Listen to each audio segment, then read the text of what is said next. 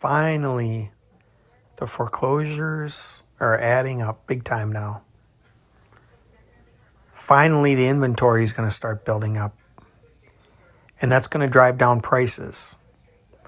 Finally, for investor buyers, they're going to have many, many options to buy on creative seller financing, deferred maintenance. Any kind of deferred fix-ups is going to make for a great fix and flip as well.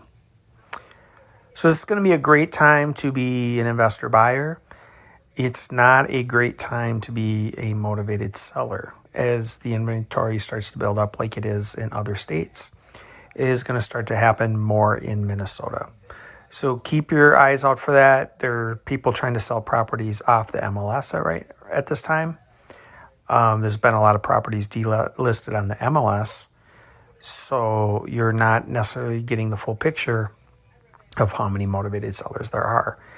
We have the moratoriums of 5 years from the student loans and the moratoriums of 5 years from those FHAs that ended up September 30th. And the numbers they were talking about nationally were 300,000 to 400,000, I believe. And few, if any, of those will continue to be able to do it once every couple of years or so. And even if based on population, Minnesota is only 1% of that, it still equals 3,500 or so foreclosures coming in for the year just off of that alone, and is going to increase. So it could be a tremendous opportunity for real estate investors to buy and negotiate and learn about subject to, learn about contract for deed, learn about where the creative part is before the sheriff's sale, learn about the foreclosure process. A great chance to learn about all of that, the haves and the wants. Both the sellers, the buyers, and the wholesalers are on the seller side. That gives you a two-sided marketplace. And you can learn about that on the first Tuesday night of MNREIA. That starts at 7 o'clock. Bring your properties as a wholesale person. Be ready with your cash or hard money as an investor buyer. So what happened back when the market was slowing down in 05 and then 06, 07, builders started having challenges. And then the 07 was the Bear Stearns, and then 08 was the Lehman crisis in September of 08. What ends up happening is the mainstream knew by that point that the housing market is in big trouble. And then from 08, 09, 10, 11, the inventory exploded. And that is kind of where we're at right now. Minnesota is a little bit slower on that.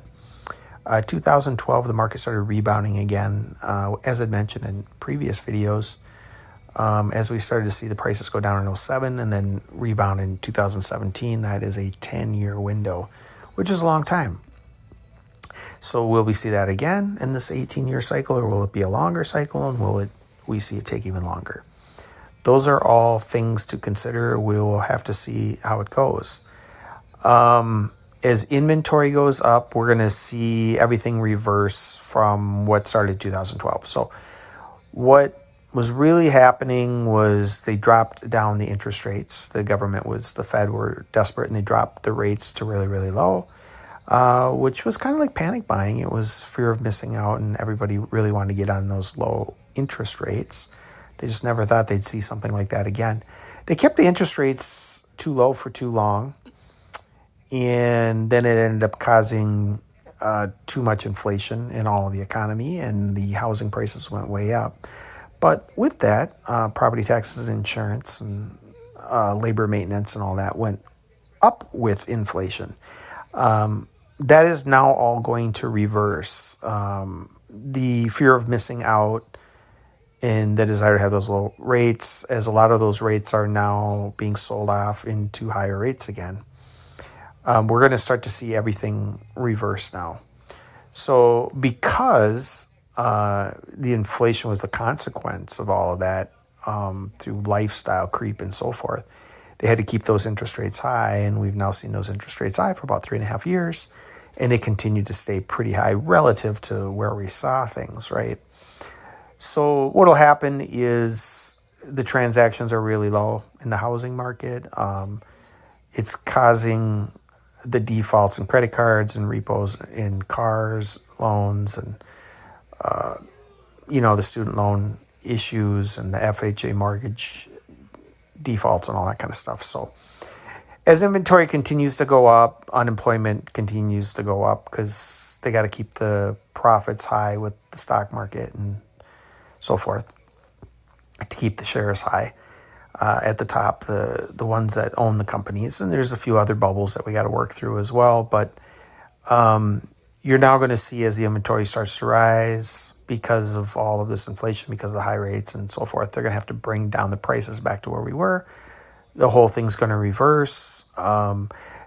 It was built on leverage and now it needs to deleverage. And what we saw, obviously, was a lot of people took two incomes to be able to buy these houses. These debt to income ratios, especially in FHA, were maxed out if you ever look that up.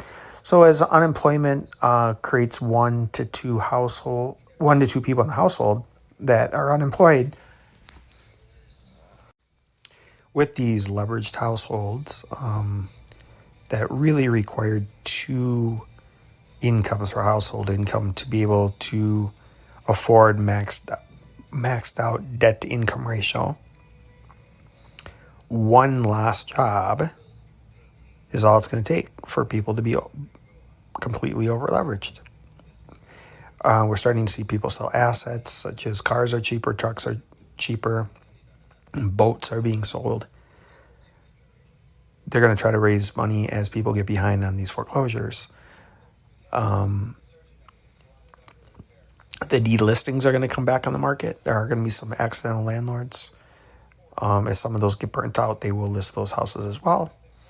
So we are going to have a lot of people that can't qualify for a mortgage anymore for obvious reasons. All the data out there, you know why people's credit scores are plummeting right now.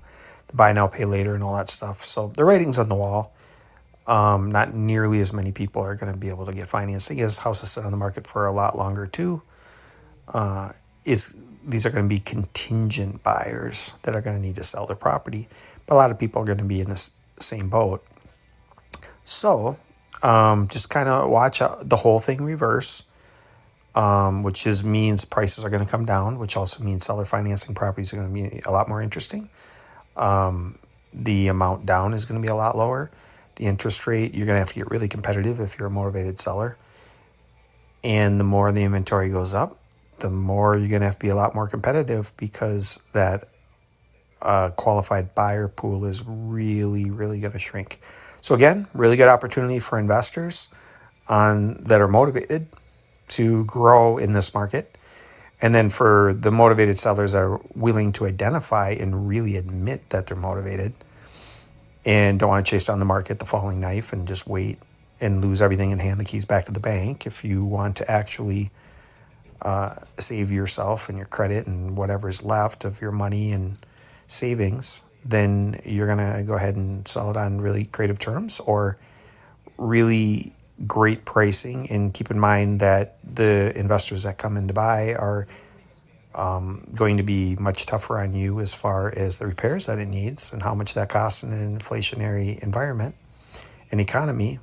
They were not like that during COVID with the perceived housing shortage. Some of the Airbnbs will also not pencil out and because of all the rising inflation. So any of these could come up at the haves and wants at MNREIA on the first Tuesday of every month. Just go ahead and either be prepared to be a wholesaler, a seller, or an investor buyer with cash and hard money handy.